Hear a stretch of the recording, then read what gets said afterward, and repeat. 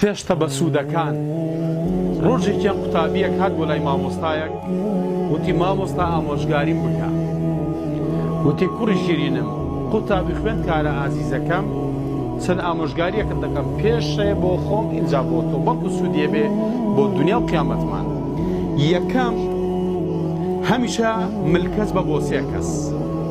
یەکەم بۆ خوای پەروەردگار و پێغەمبەرەکەی صلی الله علیه وسلم ئەطیعوا الله و ئەطیعوا الرسول خوای گەورە فەرمووی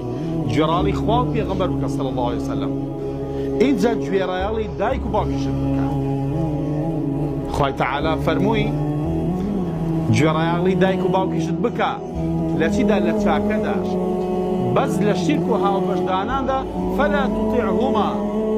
لە هاوبەشدانان بۆ خوا گوێڕاڵی مەبە دەنا لە شتەکانی تردا گوێڕاڵی دایک و باوکیشت بە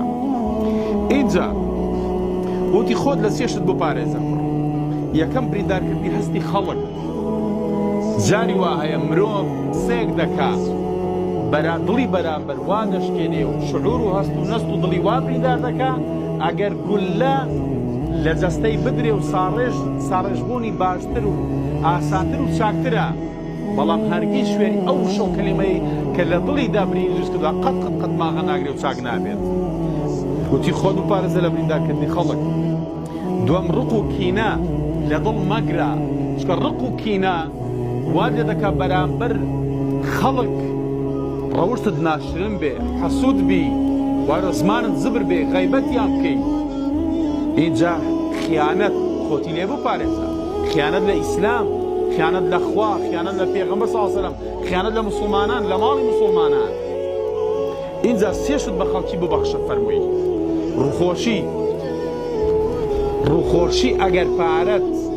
نییە بیدەی بە خەڵک ددانەکانت دەخەخ و عەورەت نییە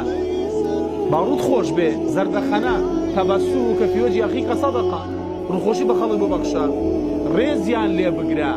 با پلۆپای کۆمەڵاتیشیان و پێویست نەبێ با دەوڵەمەند نەبێ با خوێندەوار نەبێ و هەروەها با خەو حسابی زۆر بۆ نەکە